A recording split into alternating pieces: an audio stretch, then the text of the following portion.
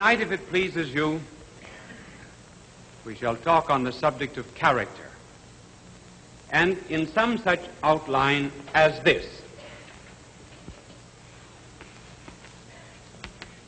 First of all, we will speak of the possibility of developing and changing a character, and secondly, the rules for developing a character, either in ourselves or others. First rule is character is in the will, not in the intellect. Secondly, as regards others, look for the best. That is to say, in others. Third rule, look for the worst in ourselves. First of all, the possibility of character. I believe every single person in the world has just a certain amount of energy, and some are much more richly endowed than others with it. If we used an example from physics, we might say that certain people, for example, have what might be called 10 ergs of energy. They have just that much. And then others have 20, and others have 50 ergs of energy. The result is that they're able to go in the direction of goodness, and they're able to go in the direction of evil, too, with much greater rapidity and energy than others. And this energy, as I say, is not the same in every human being. I think that possibly any sinner is capable of being a great saint. And any saint is also capable of being a great sinner. Now let us give an example here of how this energy works. We say, first of all, some have little energy, and they go in the direction, call this goodness. They have 10 units of energy here, and they only go in this much, either toward goodness or toward evil. Others have 20, and they go much more, either in the direction of goodness or the direction of evil. So that a person who has a great tendency toward evil can completely change and become very good, particularly with the grace of God. I believe that Lenin, who did so much to establish communism in Russia, just barely missed by a hair's breadth of becoming a St. Francis of Assisi. If he had only gone in the other direction, the direction of goodness, instead of the direction of revolution and hate, he would have been a great saint. And if St. Francis of Assisi had gone in the opposite direction, as he had gone in the direction of virtue, he would have been a Lenin. The secret, therefore, of character development is the realization of this power that there is in each and every one of us, for good and for evil. The monasteries, the religious houses, the places of asceticism throughout the world have in them actual saints, but potential devils. Any one of those persons, because they have so much character, if they ever let themselves go in the direction of pride, lust, or avarice, would become very vicious. And the penitentiaries are filled with individuals who have this great energy. And if someone could only lay hold of it and make them take the high road instead of the low, they would be our saints and our heroes and our great patriots. The point that I want to make is there's nothing wrong with passion and energy and strength, so long as it is properly channeled. Notice that our divine Lord, for example, when he wished to make a great apostle, laid hold of a bigot. Paul was one of the greatest bigots that ever lived.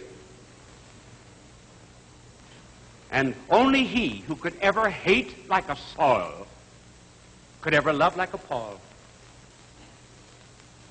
Our blessed Lord never extinguished, for example, the passions of a Magdalene. Only someone who was as vicious and as evil as Magdalene could ever become as virtuous as Magdalene. She has been called the 13th apostle. Her life has been such an inspiration in bringing men to goodness. Now, though some of us do not have as much energy than others, let us not forget that a person with only 10 units of natural energy can surpass a person with 100 units of natural energy if he calls upon God for an added source of energy, which God will give him on certain conditions. Then we can overcome all of the defects of our nature. And that power or energy of God is given freely, gratis. That is why it is called grace. Which brings us now to the rules for character development. One of the first rules of character training is to remember that character is in the will and not in the intellect. The intellect or the brains or the mind is the seat of knowledge.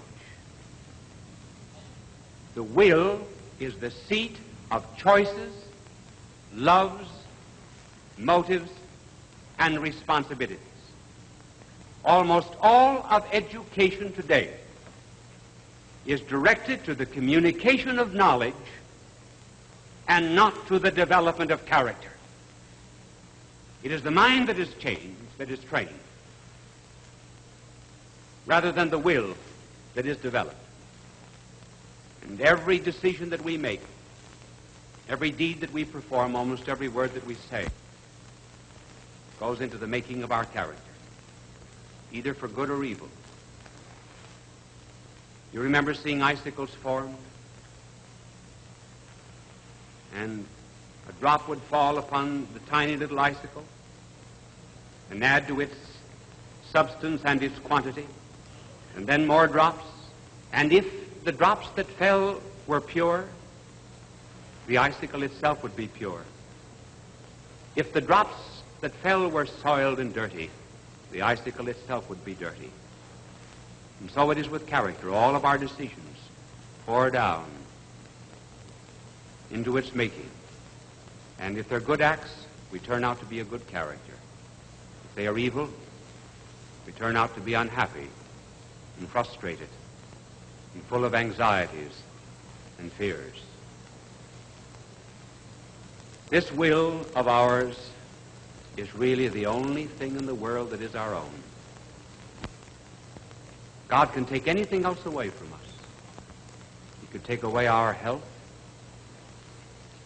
any wealth or possessions that we might have. The one thing that he leaves us, always our own, is our will. And people today really do not want their wills. They do not want their freedom. That sounds strange, but it is true. The tendency today is to shift responsibility for decisions onto something else. For example, a boy does something wrong, and they say, well, it's due to grade B milk, insufficient playgrounds, or those naughty ductless glands. Child itself is hardly ever to blame. The present tendency in the world today, actually, is to reduce all responsibility to something which is subhuman. For example, Marx says that we are what we are because of economic conditions. In other words, our free will amounts to naught. Responsibility has been nullified. The Freudian tradition, for example, would say that to a large extent we are not economically determined, but biologically determined. And then it is felt that if we can ever bring to the surface something that is hidden down here, just bring it to the surface, that we will be cured and we'll be good and normal. No, that does not follow. It does no good to analyze the constituency of the water that gets into the sinking ship. You do not explain the oak simply by analyzing the rotten acorn from which it came. The real seat of character is here in the will. And we must not surrender that responsibility to the masses, as Marx would have it, or to any kind of biological determinism. Because if our will is determined by forces outside of ourselves, we no longer will make amendment for our misdeeds. And no character will ever grow without a constant resolution toward amendment. Character, as a matter of fact, is made by very severe discipline. You've seen a sculptor at work on marble, and the sculptor will first of all take a heavy chisel, and then will cut away great, huge chunks of marble. Then, with more delicate blows, he will begin to bring out the image until finally perhaps all... Faith is a wellspring of wisdom that flows within our spirit. In this portrait of God's beauty, our faith must be taller than the tallest... that are evil, that have to be every now and then repressed. And no one single blow or act will do it. And we have to take this mallet of our will, this chisel of our determination, and we knock off huge, great chunks of selfishness. And then, later on, with more refined detachment and asceticism of the spirit, we finally come to a point where our character is really revealed and we appear as we ought to be and as God intended us to be. So rule number one, then, is character is in our will. Rule number two, and this applies to character training in others, we must always look for the best that is in others. When people are down because they have sinned, because they have made a mistake, or because life is against them, or because they consider themselves failures, there is nothing that is more important than to give them the helping hand and to be, in their regard, an apostle of encouragement. There is something good in every single person of the world if we would only just lay hold of it. And notice that was what our blessed Lord did when he went to the well, tired and thirsty, one day, and a woman came out at noon to draw water. It was very unusual for a woman to come and draw water at noon. The explanation was she was an evil woman and the other women would not allow her to come with them. Now, what common denominator was there between our divine Lord, who is innocence itself, and this woman who had 5 husbands and was living with someone who was not her husband? There was only one common denominator that was left. There was only one good thing in that character that our blessed Lord could find. And down he went until finally he found it. And that common denominator was a common love of a drink of cold water. Whenever God wishes to do a favor, he very often asks for one. And he asked her for a drink. And then he led her on from the thirst for natural water to the thirst of her own soul. He looked for what was best in her. When we see others, therefore, who are defeated or cast out by others, give them the helping hand. I remember a couple of years ago I was in Boston, and I was eating in the dining room of the Hotel Statler. And at noon I looked up and I saw 2 shoeshine boys that were leaning on a great purple curtain that was at the entrance of the dining room. These boys had on dirty T-shirts and crude shoeshine boxes thrown over their backs. Their hands, of course, were black both with dirt and with shoe polish. And as soon as the head waiter, the Statler, saw them, he says, "Get out of here!" So he chased the boys out. I left the dining room and went out after them. And I engaged them in conversation. And I said to one of them, we will call his name Johnny, though that is not his name. And I said, Johnny, where do you go to school? He said, I go to such and such a school. But he said, I was thrown out of this particular school. And he mentioned the name of some Catholic school he was thrown out of. And I said, why don't you go back? He said, they won't take me back. Well, I said, will you go back if I get you back? He said, you can't get me back. Nobody can get me back. Well, I said, I can get you back. He said, who are you? Well, I said, I won't tell you who I am, but you just tell me the name of the sister and I will write to her and get you back. So I wrote to the good sister and I told her something I believe I mentioned on television some weeks ago about the 3 boys that were thrown out of schools, Hitler, Mussolini, and Stalin. And I said, nobody knows who were the valedictorians of those particular classes, but who did not know Hitler, Mussolini, and Stalin. And I'm sure that the educators wish that they could take back those boys again. So why not take back Johnny and give him another chance? I see Johnny every now and then. He's a very, very fine young fellow, and, well, so very good I will not even talk about it now over the air, except to tell you that in all things we look for the best that is in other people. Remember when St. Paul went to the hill of the Areopagus in Athens? Here he was to meet the senators of Greece. And on the way up to this hill, everywhere he passed statues of pagan deities. St. Paul knew that he could never win over those senators with the higher life that he was preaching unless he found some common denominator with them. Look for something that was good in their lives. And when he addressed them, he did not give them an harangue about all of their pagan statues. Rather, he said, gentlemen, I perceive that you are religious. For I saw on the streets, your streets, a statue to the unknown God.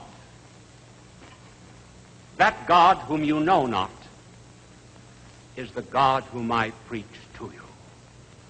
It was the only thing that St. Paul could find, and yet it was all that he needed. And so, in dealing with other characters, find something that is good, like the poor street cleaner that died, and everyone abused him. It said he was unfaithful to his wife, and he was an alcoholic, and he was dishonest, and everything else. And one man looking around for a common denominator and for the good things said, I know all of those things, but he said he did sweep clean around the corners. And there must be in every single life some good little detail like that we can begin with and use it as the stepping stone for character formation. And finally, the last rule. We always look for what is worst in ourselves. We are all failures in one department of life or the other. And how do we know what is worst in ourselves? Well, by looking into our character, into our conscience. We all have one dominant fault.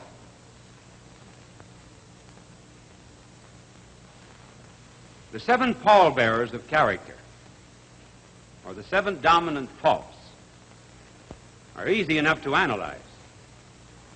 They are pride, covetousness, lust, anger, envy, gluttony, sloth. Pride, egotism, selfishness, covetousness, desire of possessing that which belongs to others, inordinate love of flesh, lust, anger, hot-headedness, gluttony, overeating, sloth, laziness, and envy, and jealousy.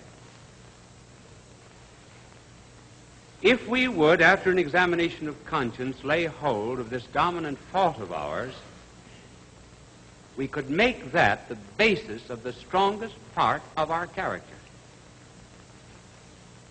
Sometimes the tooth that is filled is the strongest tooth in the head. St. Paul says, power is made perfect in infirmity.